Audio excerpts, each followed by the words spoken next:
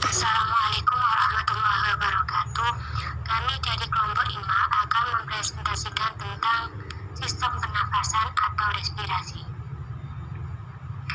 Kelompok kami terdiri dari Husnul Sinta, Nisa Solih Alfitna, dan juga Muhammad Amirul Ramadhani.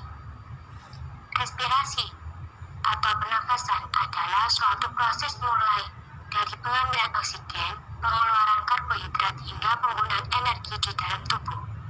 Manusia dalam menghirup oksigen dalam udara bebas dan membuang karbon dioksida ke lingkungan. Struktur alat pernafasan yaitu terdiri dari rongga hidung, faring, batang tenggorokan, pangkal tenggorokan, cabang batang tenggorokan, dan juga paru-paru. Mekanisme pernafasan manusia. Pernafasan pada manusia ada dua, yaitu pernafasan dada dan pernafasan perut.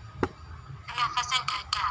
Pernafasan dada, otot yang berperan penting adalah otot antara tulang rusuk, di mana otot tulang rusuk luar berperan mengangkat tulang-tulang rusuk dan tulang rusuk dalam berfungsi menurunkan atau mengembalikan tulang rusuk ke posisi semula.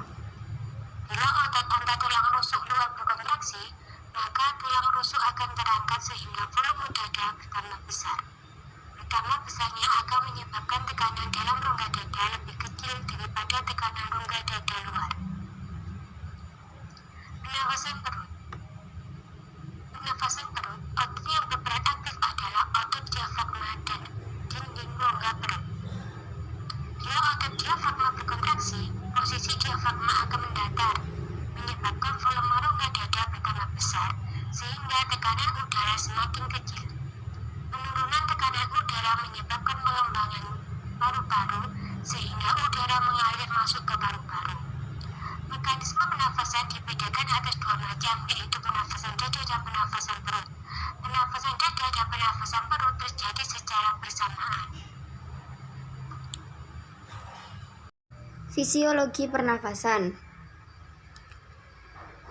A. Pernafasan eksternal, yaitu pertukaran udara antara udara luar dengan udara dalam atau alveol. Ventilasi.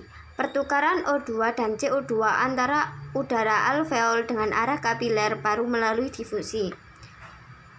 Pengangkutan O2 dan CO2 oleh sistem peredaran darah. Pertukaran O2 dan CO2 darah kapiler jaringan dengan sel-sel jaringan melalui perfusi. B. Pernafasan internal. Pertukaran O2 dan CO2 antara dari kapiler darah ke sel-sel jaringan tubuh. Pertukaran O2 dengan CO2 terjadi secara difusi. O2 berdifusi dari arah ke dalam sel, sedangkan CO2 berdifusi dari dalam sel menuju darah. O2 yang sudah terikat hemoglobin dalam bentuk oksihemoglobin diangkut menuju sel. Oksihemoglobin akan melepaskan O2 ke dalam jaringan tubuh. Pengangkutan O2 dalam darah. Salah satu fungsi darah adalah mengangkut oksigen. Darah sebagai pengangkut oksigen harus mampu mengikat dan melepaskan oksigen dalam jumlah yang cukup. Tugas mengikat oksigen dilakukan oleh pigmen pernafasan, contohnya hemoglobin. Hemoglobin mudah mengikat dan melepaskan oksigen. Jumlah oksigen yang terikat pada hemoglobin dapat bervariasi tergantung pada tekanan parsial oksigen PO2. Bila heme, gugus prostetik pada hemoglobin berkombinasi dengan molekul oksigen, maka darah 100% jenuh dengan oksigen.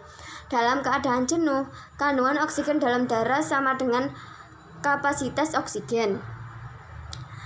Pengangkutan CO2 dalam darah. Pada proses pernafasan dihasilkan CO2 dan uap air yang akan dikeluarkan dari tubuh melalui ekspirasi. Dalam keadaan biasa, tubuh manusia menghasilkan 200 ml CO2 per hari. Pengangkutan CO2 dalam darah dapat dilakukan dengan 3 cara, yaitu A. 60-70% CO2 diangkut dalam bentuk ion karbonat oleh plasma darah. B. Kurang lebih 25% CO2 diikat oleh hemoglobin membentuk oksihemoglobin. C. Sekitar 6-10% CO2 diangkut plasma darah dalam bentuk senyawa asam karbonat. Tidak semua CO2 yang diangkut ke dalam darah melalui paru-paru dibebaskan ke udara. Darah yang melewati paru-paru hanya 10% CO2. Sisa 90% tetap di dalam darah dalam bentuk ion-ion karbonat. Ion-ion karbonat sebagai penyangga karena mempunyai peran penting dalam menjaga stabilitas pH darah. Pengendalian pernafasan. Terdapat dua mekanisme neuron terpisah bagi pengaturan pernafasan. Yang pertama yaitu mekanisme yang berperan pada kendali pernafasan volunter. Kedua, mekanisme yang mengendalikan pernafasan otomatis. Baik peningkatan PCO2 atau konsentrasi hapus darah arteri maupun penurunan PO2 akan memperbesar aktivitas neuron pernafasan. Sedangkan perubahan ke arah berlawanan mengakibatkan efek inhibisi ringan. Pengaruh perubahan kimia darah terhadap pernafasan berlangsung melalui kemoreseptor pernafasan. Mekanisme pengaturan kimiawi menyesuaikan ventilasi sehingga PCO2 alveoli pada keadaan normal tetap. Dampak kelebihan Hz di dalam darah akan dilawan dan PO2 akan ditingkatkan. Volume pernafasan semenit berbanding lurus dengan laju metabolisme. Pengangkutan oksigen ke jaringan. Pengangkutan oksigen ke jaringan terdiri atas paru dan sistem kardiovaskuler. Pengangkutan oksigen menuju jaringan tertentu bergantung pada jumlah oksigen yang masuk ke dalam paru, adanya pertukaran gas dalam paru yang kuat, aliran darah menuju jaringan, dan kapasitas darah untuk mengangkut oksigen. Jumlah oksigen di dalam darah ditentukan oleh jumlah oksigen yang larut, jumlah hemoglobin dalam darah, dan afinitas hemoglobin terhadap oksigen.